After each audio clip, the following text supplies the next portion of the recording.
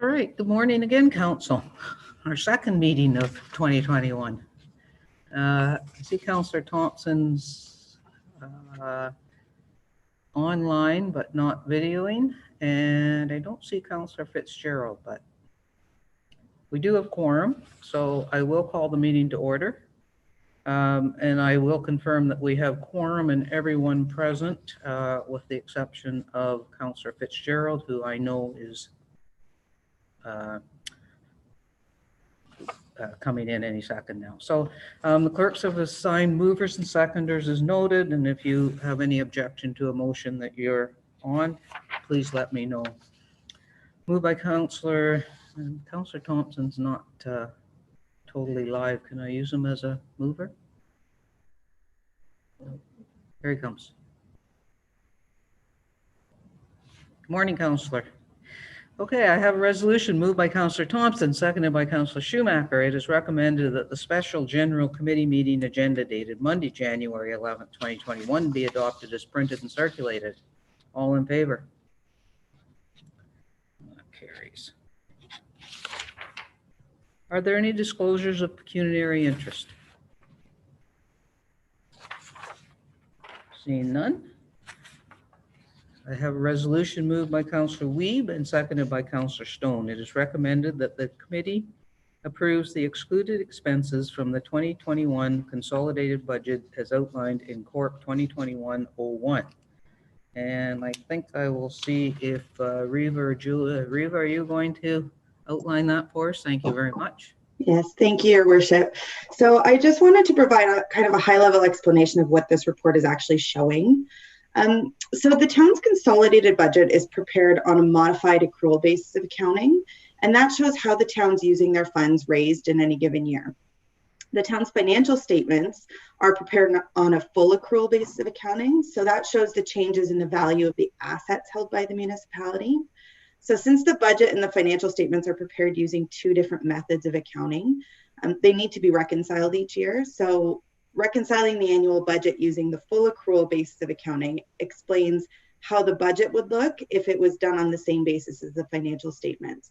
So the town is required under Ontario Regulation 28409 to report this, and that's what the report's showing. Thanks, Reva. Are there any questions, Council? All in favor of the resolution? That carries. Okay, we're going to reports right away, and the first is the draft consolidated budget. And I think, Reva, you're going to walk us through that as well. Yep, thank you, Your Worship. So at the General Committee meeting on December 10th, town staff presented the draft 2021 consolidated budget. Two recommendations came out of that meeting to reduce the operating budget, and these things included reducing the council discretionary expenses from $20,000 to $10,000. There were also recommendations that came from Report Corp 2020-54 to incorporate further reductions of $161,852. So those changes have been made in the consolidated budget. So in addition to those items, there were also another few recommendations put forward for the draft consolidated budget. And those are detailed in the report. So the first was a fire hall capital project. So this was a carryover brick capital project for $12,000 to be funded through the Fire Capital Reserve. Items were back ordered in 2020 and the work was not able to be completed as originally anticipated. So that's been carried forward into 2021. There's also been further Ontario Safe Restart municipal funding of $133,000. And I actually just saw that come in the other day. So that's been included in the budget. There's also a further transit funding for the Ontario Safe Restart program of $21,900 to offset COVID-related transit expenses. So that has been included in the consolidated budget as well. We've also added a one-time reserve transfer from working capital for $150,000 to be used to offset any unexpected impacts of reopening programs and services in 2021, which have not currently been included in the 2021 budget. So the Fairburn project, we did recognize the remainder of the Fairburn commitment in 2020, so it's been removed from the 2021 capital plan. The wayfinding strategy was also brought forward in report Dev 2020-130. So that's been included at a cost of $18,730 in consulting fees, and that's funded through the municipal accommodation tax funds. So there's no net levy impact in 2021 for that. The Chamber of Commerce COVID marketing. So this is a carryover of funds dedicated to the Chamber of Commerce for the COVID-19 marketing program, and that totaled $30,000, which is to be funded through the municipal accommodation tax program. So I did wanted to highlight one last thing. So excluding the council initiatives of the $86,500 that we had detailed in our previous presentation, we're looking at an overall increase of about 1.85% over prior year. That's the net levy increase, which equates to actually a tax rate decrease of 0.16%. So when we factor in the council initiatives, the net levy increase is 2.37%, or an estimated tax increase of only 0.35%. So I'm available for questions.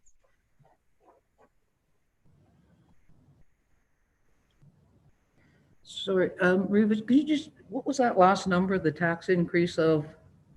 The tax rate increase was 0.35%. 0.35, okay. Yeah. All right, I have to read some resolutions before we start discussion. And the first one is moved by Councillor Armour and seconded by Deputy Mayor Alcock. It is recommended that Report Corp 2020-53 draft 2021 consolidated budget be taken from the table. All in favor? That carries. And the resolution that we took from the table, moved by Councillor Fitzgerald, seconded by Councillor Withey, whereas the Budget Working Group has presented and recommends approval of the town draft 2021 consolidated budget as outlined in Report Corp 2020-53. Now therefore it is recommended that the town draft 2021 consolidated budget as outlined in Report Corp 2020-53 be forwarded to Council for consideration. And I have an amendment to that I need a mover and seconder for. Can I get a mover and seconder? Councillor Stone and Deputy Mayor Alcock. It is recommended that report number Corp 2020-53 in the first and second paragraph be struck out and replaced with Corp 2021-04 as amended, which is the new budget document that we have before us. All in favor of the amendment?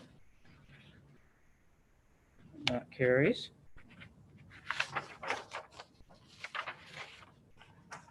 So do I read this one before we do? So I need a mover and seconder for this new budget, and then we'll have our discussion. Can I get a mover and seconder? Councillor Stone, Councillor Fitzgerald. Thank you. Whereas the Budget Working Group has presented and recommends approval of the town draft 2021 consolidated budget as outlined in Report Corp 2021-04 as amended. Now therefore it is recommended that the town draft 2021 consolidated budget as outlined in Report Corp 2021-04 as amended be forwarded to Council for consideration. Now we're open for discussion. Councillor Stone. Thanks. Just a quick question to Reva. The 0.35, if it goes as it stands right now, what does that mean in real numbers for people? Reva? Yeah. Let me just see here. So for a $300,000 assessed home, you're looking at, sorry, let me just see here. So because the education rates have actually gone down, you're looking at a tax, a change of about a decrease of $6. So thank you. You're welcome. Councillor Withy. Thank you, Your Worship. Thanks for this, Riva. That was a lot of hard work by everybody. Thanks to everybody, I guess, but you're the messenger. Just a quick question on the first of all, has this taken into account all the recent COVID funding the province has been doling out? Because I believe there's something else that came our way just around Christmas time, if I'm not mistaken. I could be wrong, but was that incorporated in this? Yep, for you, Your Worship. So we've included $133,000 for the Ontario Safe Restart municipal funding that we got notice of just before Christmas.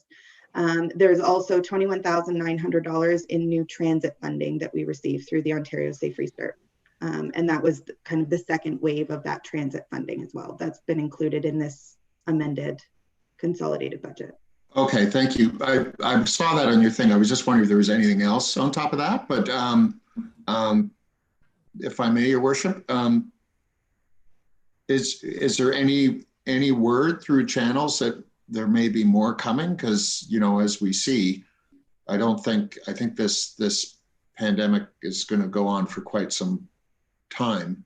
Not sure if there's anything planning to be announced or not. And then the other quick question I had was the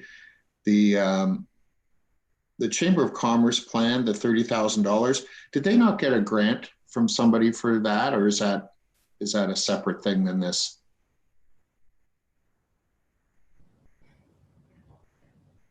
I can probably answer the Chamber of Commerce piece, and that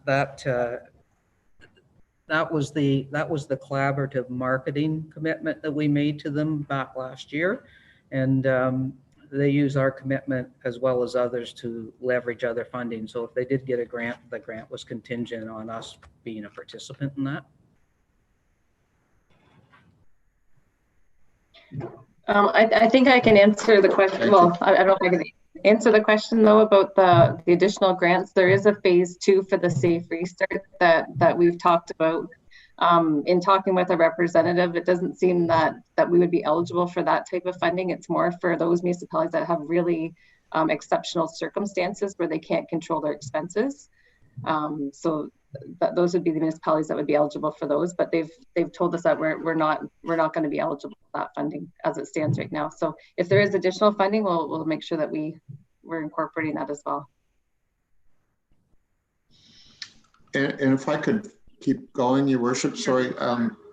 So we are now in lockdown. I know there was a message about what we've been looking at for staffing and things like that. Has that all been, is that a discussion for now, sorry, or has that been implicated or implemented and in this budget as well in any way, shape or form? I mean, it may not be realized yet. Just wondering. Madam CAO, do you want to take that question? Thank you, Worship. So we did make some changes in the budget with the anticipated delay in start dates of various programs, specifically in community services. With the most recent shutdown announced by the province just before Christmas, we haven't adjusted the budget any further to reflect that. However, if programs are not running, then the expenses related to those programs also don't exist. So what we have done is looked at various programs, and we have had some staff depart as a result of the recent shutdown that was announced on December 18th. And once we know a little bit more from the province, I anticipate we'll hear something from the Premier this week, whether or not we'll see an extension to that shutdown. And if there is a further extension, then I have been working with the senior team, just looking at how the operations look moving forward. We've been in touch with user groups to see if they still plan on running their programs, if there's an extension to the shutdown. So we definitely have our finger on the pulse on this one. And if further shutdowns do continue, then we will certainly adjust operations accordingly. But to answer your question, Councillor Withy, there have been no financial changes in the budget because we do anticipate expenses will reduce if there's no services, if there's no programs. Right. Thank you. And that I'm assuming will just accrue until we do budget next year. And I don't know, I'm not really a betting man, but my guess is there's going to be numerous extensions to these lockdowns. But anyway, thank you. Other questions, Council? Councillor Thompson. Thank you, Your Worship. I don't have a question. I just wanted to make a comment that my internet connection this morning seems to be very, very unstable, and any dialogue I'm hearing is patchy at very, very best. So I'm doing my best to listen to what's going on, but I just wanted to make sure that everyone was aware that I'm not quite hearing everything. It seems like a Monday morning problem in my area, I think. I guess so many people load up after the weekend or something, but anyway, I'm having trouble hearing what's going on this morning, but I'm doing my best to listen. Just wanted to let you know, Your Worship. Thank you. Thank you so much for that. Councillor Wiebe. Thank you, Your Worship. I'm wondering if staff could just expand a little more on the $150,000 transfer, how that number came about, what exactly the intention is there. A little more clarity would be great. Julia or Reva? So I think I can answer that. So we looked at some of the one-time funding that we were getting that was announced in December. So it does equate to about $150,000. We were looking at putting that in there because, I mean, as Councillor Withey just indicated, there's going to be a lot of changes going forward and lots of unknowns going through this year. So our thought there was to put that money into working capital reserve, which is working capital is just our general reserve account. So that account isn't earmarked specifically for anything. It can be used at council's discretion. So throughout the year, if say we are able to say open the theater, that sort of thing, that we can start using that money to help offset those costs. Again, at the end of the year, if we don't use that money, it would stay in working capital reserve. And it would also help for 2022 when we go to do the budget, because we won't be looking for that revenue that we got for that safe restart in 2022. So we won't be further behind.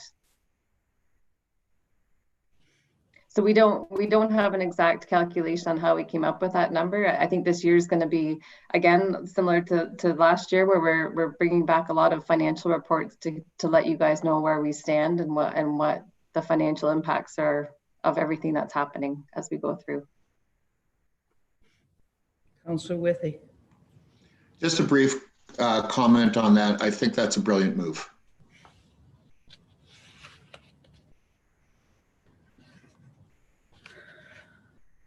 See, nothing else.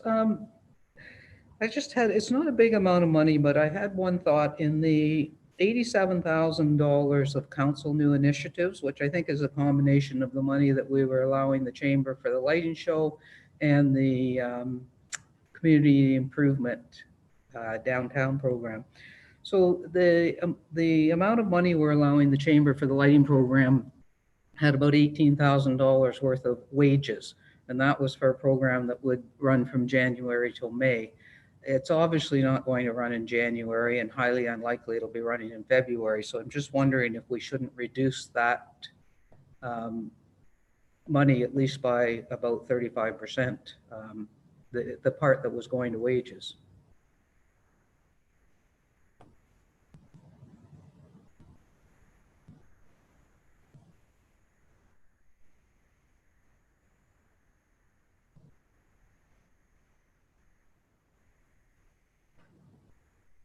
I guess I'm looking to see if there would be any support for that. Councillor Withey?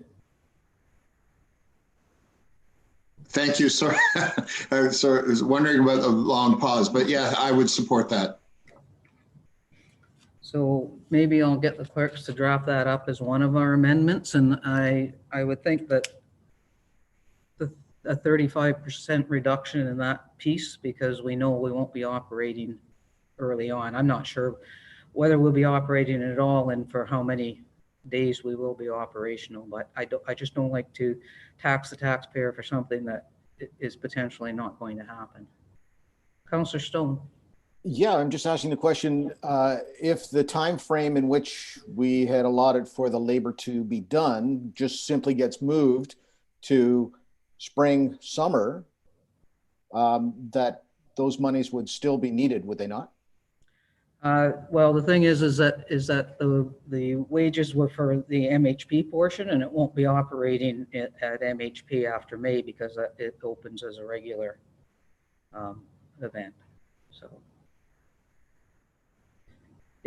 I suppose they could consider doing it maybe next November, December. So that is a thought. Maybe we shouldn't be removing it. Councillor Thompson? Thank you, Your Worship. Just a request that I am really having trouble hearing you this morning. So could we, any amendments, could we have that screen shared for us so we can see it, so I can see it at least? Yep, we can do that. Okay, thank you. Thanks. Councillor Withey? For Councillor Thompson, I think there's an option where you can use your phone and still be on the screen and not have to rely on the Zoom audio. Is there not?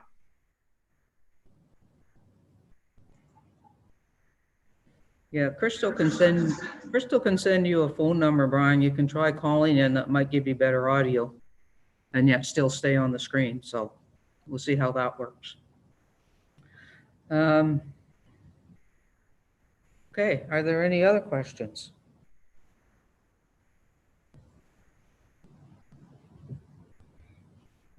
Okay. I have one more, I guess, Reva. The tax increase of 0.35%, is that an increase? Is that our increase, not in conjunction with district and education? And what does our increase do I know you said in conjunction with education, it actually would be a decrease, but what about in conjunction with district?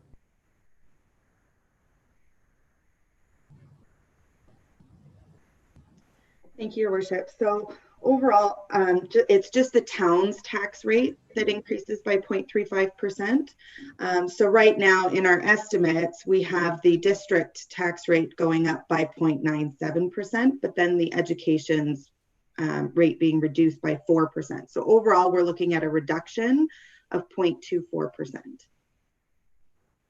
So overall, we're expecting the taxpayer to see a reduction in their tax bill this year.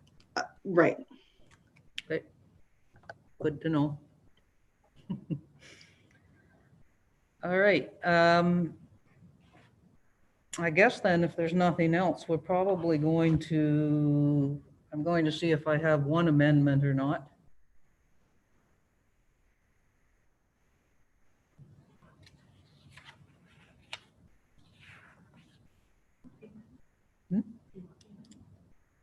Well, hang on, Council, do we want to do that amendment? It's a small amount of money.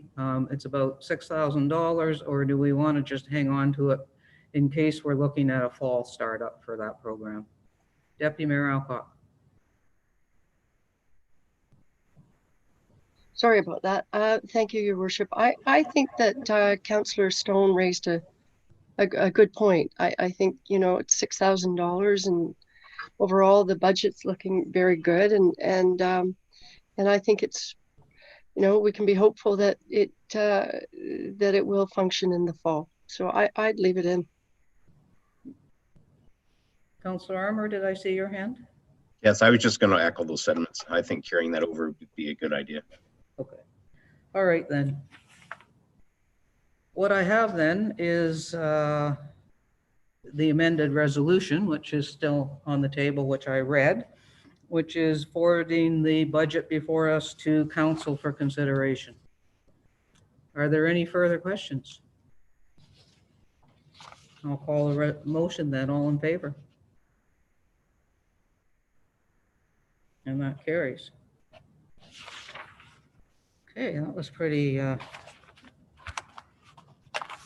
easy. I shouldn't say easy. I guess the people that have worked on the budget all this time have worked quite hard. Just a quick COVID update for council. The medical officer of health, I guess, approached our Dr. Marr, who's been running our COVID assessment center for us, which has been just great for our community to have.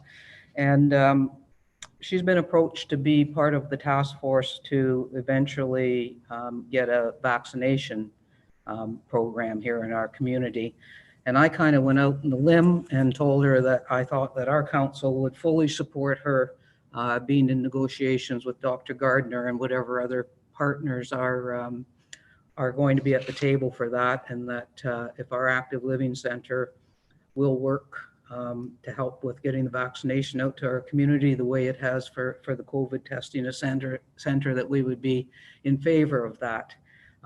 We will have a resolution when we know exactly what they negotiate, and we will bring that back to council. But assuming council has no objections for us to advise Dr. Marr to go ahead and negotiate, she'll do it in conjunction with our CAO, of course. So council's fine with that. Great. Hopefully we will see that here sooner than later. I guess the only other thing else with COVID is we're probably all waiting with bated breath to see what the province decides today. It sounds like there will be some new news. I don't know whether it'll come out today or tomorrow, but we will wait and see what that news is and how it's going to affect us. Before we adjourn, I think I will just go around the table and see if anybody has any new business they'd like to raise. Councillor Armour. Thank you, Worship. I'm not sure if everybody's aware, there has been a petition circulated about skating rinks. And I just wonder if there's any opportunity to maybe look at the pond by the Heritage Place and see about opening that up for skating this year. Can Lake. Yeah. Councillor Withey? Thank you, Worship. I asked that question recently, and the answer I got was that Can Lake is really not a good spot for that. The way it sort of worked in the past is it was sort of like a project of passion for Brian Crozier in the day, and that it's really problematic, I guess, because there's so many bulrushes around there that the ice isn't that stable, and it takes a lot of work to keep up and keep safe. That was the reply I got when I brought up Can Lake. I can't remember who gave me that voluminous answer, but it was basically it's if there was another site that would be more stable and take less resources, I think would be the answer. I don't know what there was discussion of up at the Lookout Field. I don't know what other sort of, I know Port Sydney is got things going. I'm not sure of other locations, but unfortunately, Can Lake has been problematic, and especially with sort of the weird temperature fluctuations we're getting now, it's even harder to put something there. So that's what I heard. Yeah, Can Lake is very weather dependent, and I think we did have a discussion early on this year when we realized we couldn't do the rink up at the old athletic field with Director Hernan and with Colleen McDonald, and determined at that time Can Lake wasn't something that we're going to open this year. I also, just before we go too much further in that, I want to ask the CAO what our actually outdoor rink regulations are right now with the medical officer. Thank you, Worship. So it is limited to 10 people on the ice currently. So you're correct that there is an ice surface at Port Sydney Beach that's maintained by a community group. But it would be a limit of 10 people on the ice, and we would have it signed so that people have to follow the rules. I know that that's what Bracebridge has done. They've just signed it, so we actually wouldn't have staff present monitoring that. But people have been pretty good about following that in Port Sydney. I haven't heard too many complaints. So it would be a restriction of 10 people currently. Councillor Fitzgerald has his hand up. He's going to tell us about Port Sydney. I'm going to tell you all about Port Sydney. We actually have two rinks. There's one on the lake and one in the parking lot. And it's been a challenging year due to the mild temperatures, but the rink is in excellent shape and lots of people out there getting exercise. So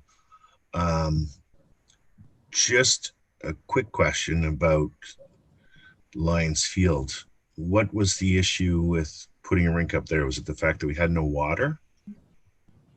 It was. We had no water, and the plan was to drill a well. It was too late in the year to do that. We also had no electricity in order to keep some warmth up there for what we would need to do for flooding. It may not be out of the realm of possibility for next winter, but Yeah. I'm going to ask. Sorry. If I may, just a quick suggestion. I know that fire activity is pretty low right now, fortunately, and perhaps we get the fire service involved. It's the whole community would benefit from the rink up at the field there. We just have to make it navigable to get the trucks up there, and they can flood the rink. We just need some volunteers. I'm going to ask Director Hernan to weigh in. Thank you, Mayor Terziano. So first off, I have had some discussions with some service clubs that were looking to do something on Can Lake. And I think because of the COVID restrictions, they backed away. I know the BIA had the rink last year, and we had a couple spots picked out this year. They wanted to expand it, but the BIA decided for the same reason, COVID, they backed away. Regards to the staff that used to do the Can Lake, just keep in mind, we've reassigned them all to sidewalk duties. So any staff that we used to have, it was over 3 years ago since we've done anything at Can Lake, they've been reassigned to sidewalk duties, and that was part of our change with our pilot program. And this year, the clearing of the Lions Lookout track, which by the way has been a tremendous success. I'm actually shocked at the number of people using it, is eating up more time than we thought. We thought it would be one pass with the sidewalk machine to see if anybody would use it. Well, there's a lot of people up there at any time of the day, and it's taken much more time than we anticipated. So if we thought that we were going to use existing crews to try and clear something, and you're right, Can Lake has problems with the bulrushes. We did try 1 year down at Avery Beach. We ran into similar problems due to the currents down in Hunters Bay area, but we just simply don't have the staff available from the park side because they're all reassigned on sidewalk duties. And like I say, a couple service clubs have looked at things, but they've backed away because of the COVID restrictions.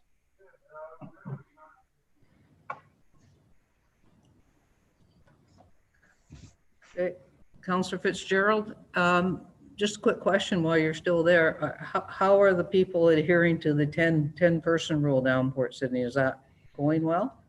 They're trying their best. There's a little bit of overlap. I would like to say that some people are wearing masks outside. Very difficult to limit the shinny playing, which isn't allowed. We've taken the nets away. There's still a father, a son, and a family maybe passing the puck around, but all in all, it's been well received, the rules, and abided by for the most part. CAO.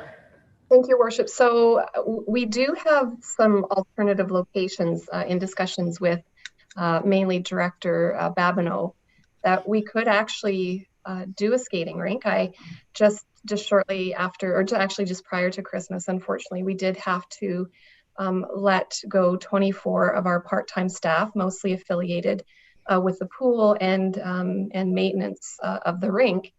So although Director Hernan's resources are taxed, I do have staff that we have had to part ways with due to the recent shutdown, that if council's interested in, we could look at a location, and if we're willing to maintain it, I have resources.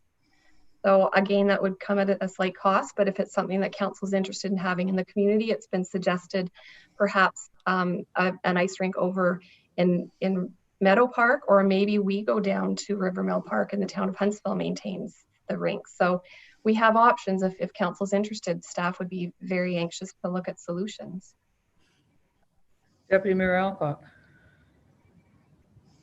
Thank you, Your Worship, and thank you, CAO Corey, for that, because I going back to Councillor Armour's original comment, the petition, I think, was really just talking about the importance of having an outdoor rink and how great it is that Port Sydney has it, but it would be really nice to have one up here. And especially if we are going into further restrictions, I just think, you know, it's music to my ears that so many people are using the walking track up at the Lions field. And so I think, yes, I'd certainly support looking at an alternative location, whether it's Meadow Park or Rivermill Park. You know, we had the rink there last year, so maybe we just build on that. And I think it would be a good signal from our municipality to do that for sure. So I'm supportive of looking at that. Councillor Weed. Thank you, Worship. I would also like to throw out an idea that we've often talked about at Community Services, and that is Macaulay Robertson as an option for rinks. And you know, if things went well there, there's water there, there's a lot of parking, there's a lot of room. There's also lights that potentially we could, you know, light up a rink on a Saturday night. So if we were going to deploy staff and really make an effort for it, I'd like to see us really do it and have lots of space so that we can accommodate lots of people that are nice and safe and distant, and everybody would win. So something I'd like to see considered as well. Councillor Withey. Thank you. Just on that, I mean, the restriction does say, how does it, I apologize for not looking at this, but how does it read that regardless of the size of the ice sheet, there's only 10 people allowed on it? Is that, I mean, I don't know that you can build a bigger, huge thing and put more people. And I would think too, that we would have to also look into, you know, patrolling these things somehow with people, you know, just to make sure that things don't break out of the regulations, because that would be a good thing if this is extended. I've just a question about that. I mean, if you build a rink the size of a football field, are you not still restricted to 10 people on it? I think so, right? Yeah, I think, you know, we can certainly do a little bit more investigation. I think maybe we might want to see what today or tomorrow's announcement is from the province too. Again, even, you know, if we provide these facilities, we're encouraging people to gather, and they're asking us not to do that. I know it's outdoor activity, and I know that it's good for people's physical and mental well-being, but we may be looking at a few months where, you know what, you just got to go out in your own backyard or go for a walk around your own block. I really think that the encouragement of gatherings on ice rinks, that we then have to go out and start patrolling to make sure that not more than 10 people are there, might be a little more than we want to bite into this year. I know it's probably not a popular opinion, and I firmly believe we should be exploring Lions Lookout Field for next year for a great new facility for the town of Huntsville. I just not sure that this is the year that we can do a lot of those things. Councillor Armour? Thank you, Worship. I just wanted to say thank you to everybody for the open discussion on this. I just wanted to fill everybody out and see what their opinions are. And so it's good to know. Thanks very much. Councillor Fitzgerald. Thank you, Worship. Yeah, there's a lot of private rinks on Mary Lake this year. The lake just froze over 2 nights ago completely, and there's 3 inches of beautiful black ice. And I know I've seen people skating on Hunters Bay.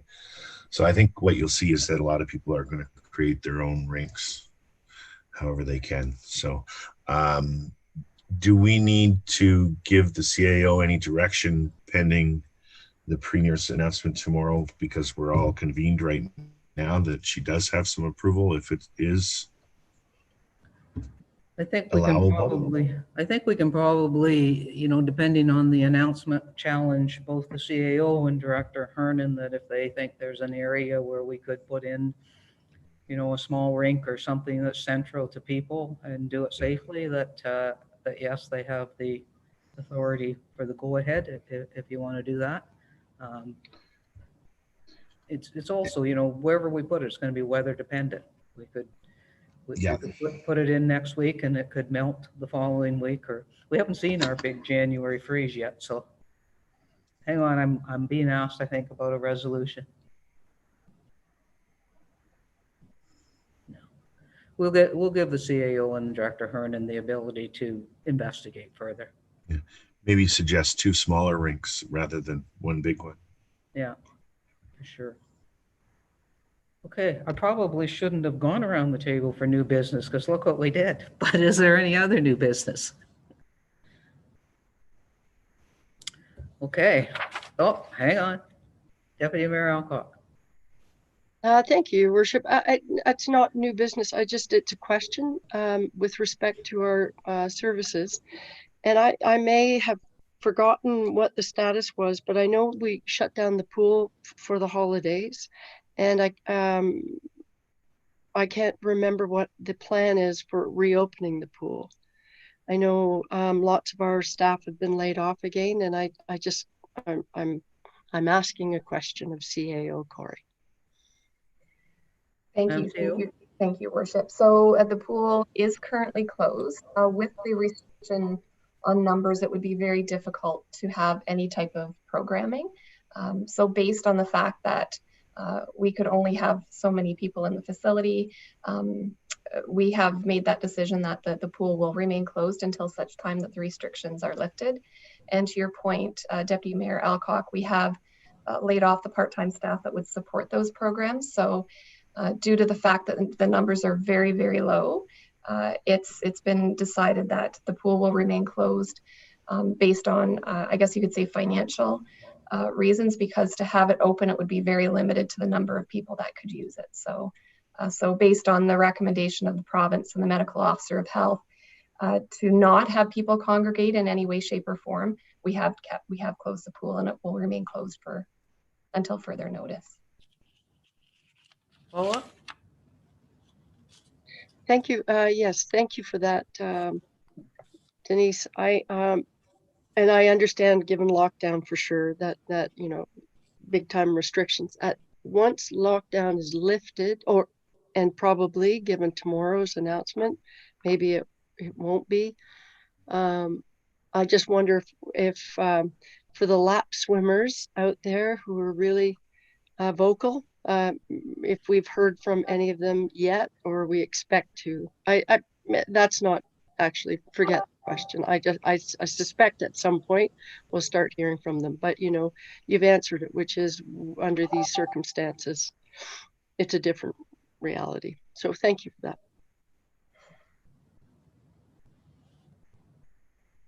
Councillor Fitzgerald. Thank you, Your Worship. Just to let everyone know that we've formed our team for the coldest night of the year walk, February 20th. Town Walkers is the name of our team, and we're usually the primary fundraiser for the Harvest Table Food Bank. I think we raised almost $40,000 last year. And it can be a virtual walk or a real walk in your family groups or social distance. If you don't want to join the team, we'd be happy to have your financial support. So, thank you, everyone. Okay. I have a resolution moved by Councillor Stone, and Councillor Armour's gone. I'm going to have seconded by Councillor Fitzgerald. It is recommended that we do now adjourn at 9:44 a.m. All in favor? And that carries. Well, that was quick, Council. Thank you very much for that. And we will see you, some of you at planning this week and the rest of you at council towards the end of the month. Have a good month of January and stay safe.